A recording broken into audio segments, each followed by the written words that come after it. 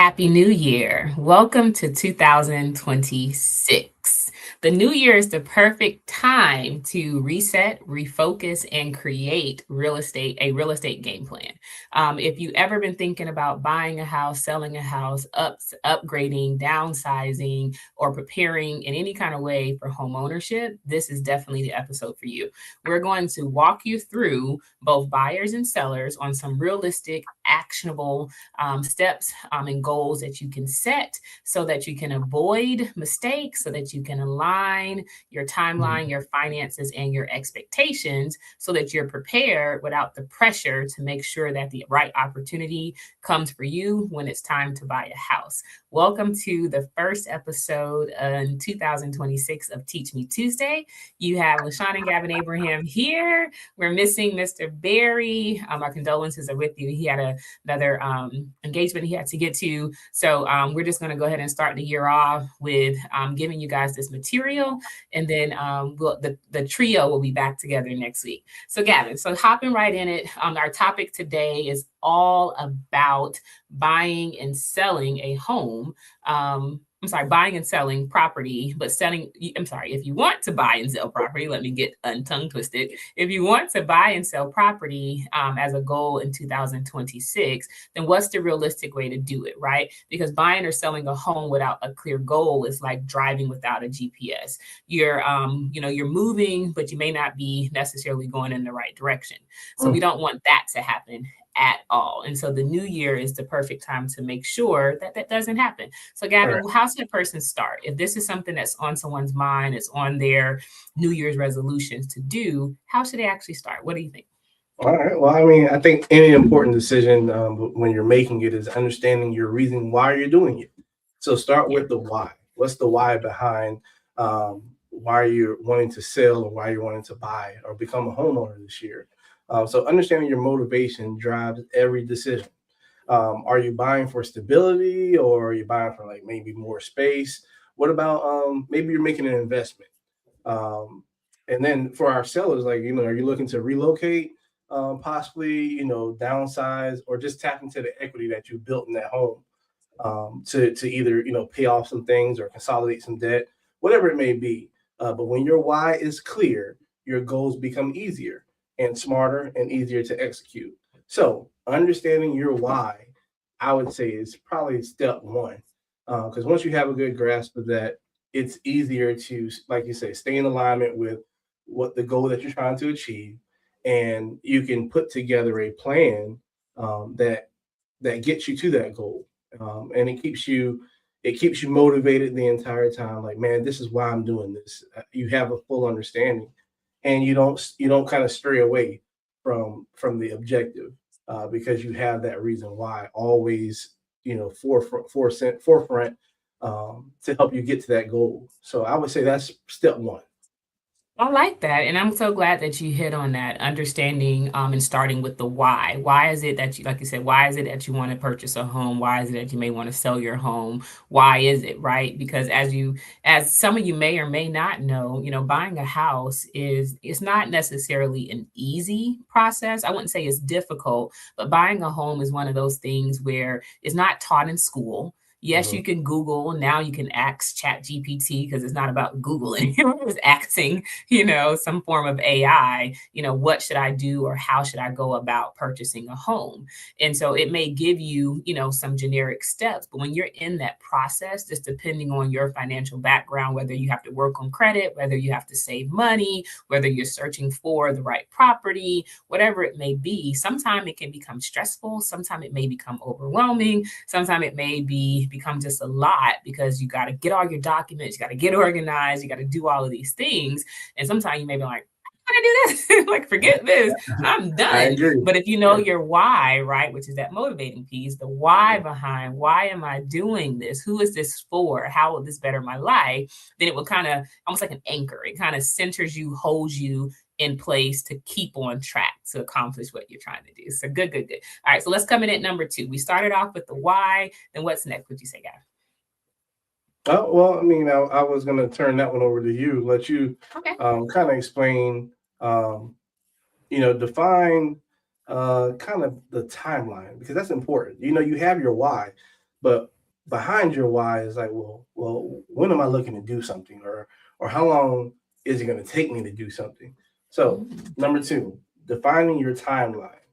And it's not just as simple as saying just well, this year I want home ownership to become a goal in 2026. That's great, but let's narrow that down. Let's get it more focused. So, LaShawn, take it away.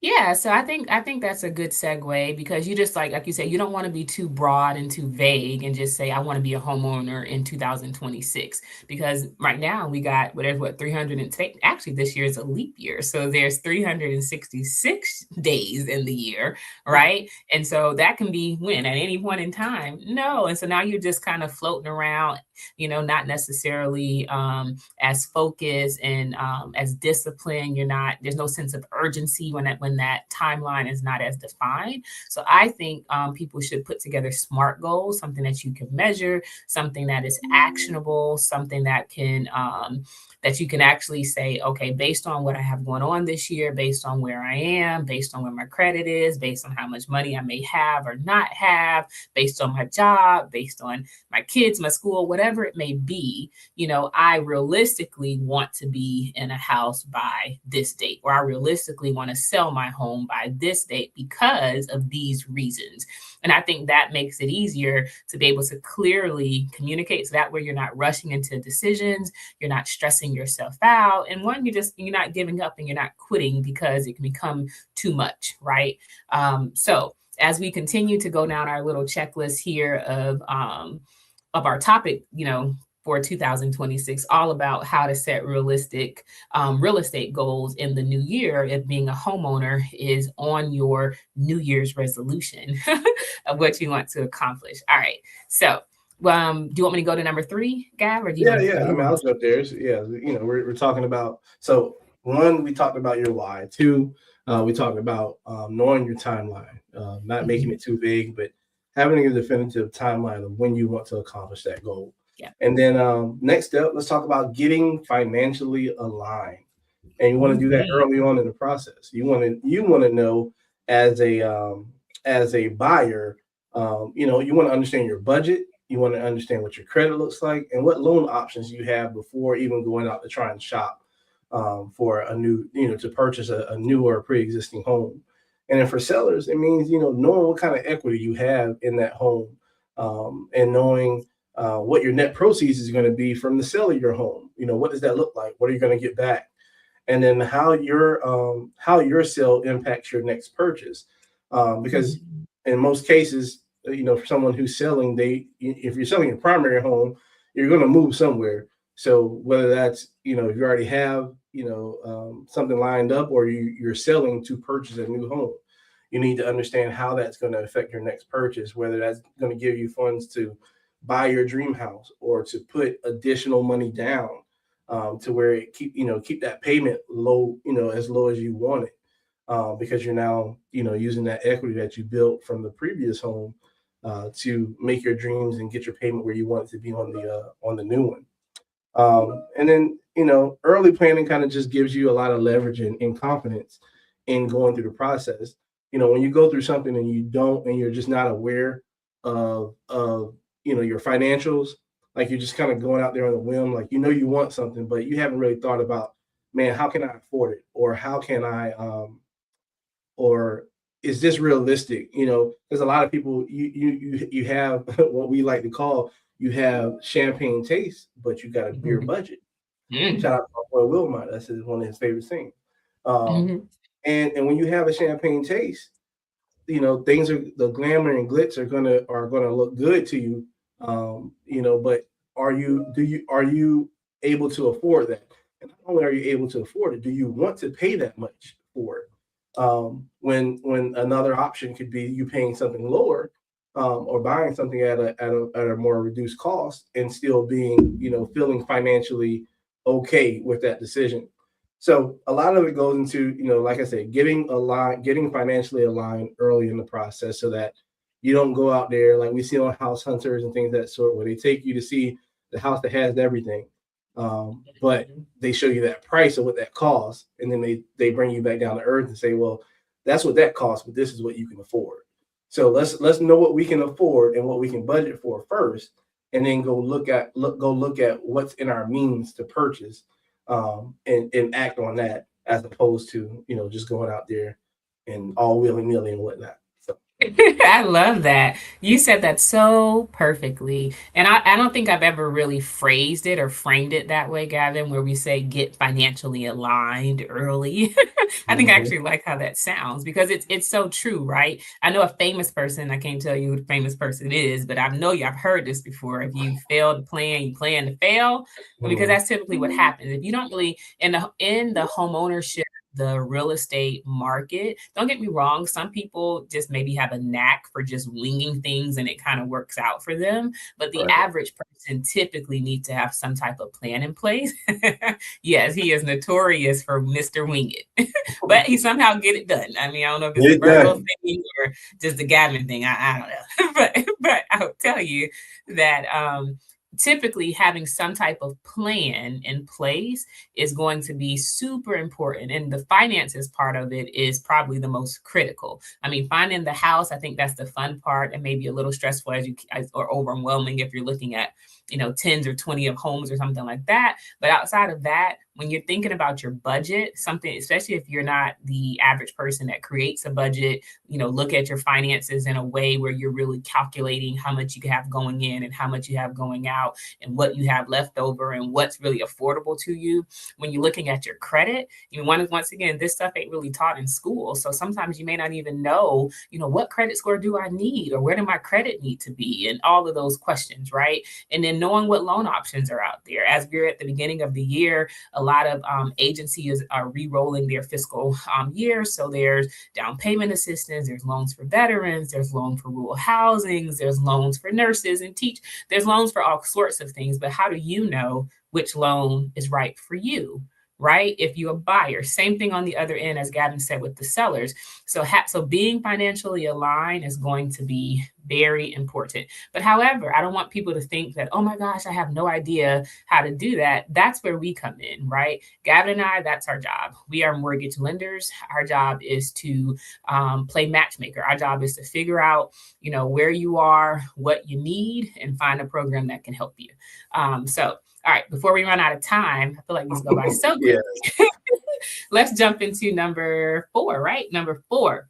I think that's a really, really good one, separating your wants from your needs. Mhm. How do you really set realistic expectations? I think, Gavin, we're not going to talk too much about this because I feel like you answered this already perfectly when you said, the champagne taste on a beer budget, right? Being realistic about your expectations on, cosmetic things in a home, maybe the condition, maybe even the price, the location, things like that. Really kind of creating a little checklist on, what is the things that I truly want in a home versus the things I truly need. So Gavin, can you give us a couple examples of what would you say is a want versus a need for somebody that's, maybe looking to purchase a home? Yeah, I mean, you may want a man A cave, man cave. right? Right. I was gonna say I've been wanting a man cave in every house that I built. But for some you reason, had one. somehow, You had one. You had well, one. that was the very first one. That don't count. Then you had children. So hey. Yeah. Can't get So everything you I mean, want. you may want a man cave, but do you need it? Not necessarily. I don't necessarily need it. Um, but but a need versus a want is, man, I have, I have 5 kids. Mhm. You don't just need a 2-bedroom house. You're probably going to need a 3 to 4 to 5 bedroom house, depending on, you know, how the living arrangements. So those are, that's just a quick example of a need versus a want. So you just got to prioritize your non-negotiables. You may want to live in you may want your kids to go to a certain school or be in a certain school district. That's a non-negotiable. You want to buy in that area. So that's a need as opposed to a want. And then, you may want fresh paint, I mean, a house to look brand new. But that's a want. That's not necessarily me. Do you need fresh paint? Because can that be something that you can do when you move into the home? Can you paint the house Okay. yourself? So you got to kind of just balance out those things. So just separating the wants from the needs, so that when you go into looking for homes and whatnot, or you're doing your due diligence, looking online, you can say, okay, this checks all the boxes of the things that I need, as opposed to this one. It has everything that I want, but it's missing this need. It's not meeting this need, and you can make a very informed decision and cancel out things and not waste a lot of your time. So yeah, so I like that. So let's jump right into the last one. We're trucking right along. I think this is one of the most important steps in the process. Building the right team, baby.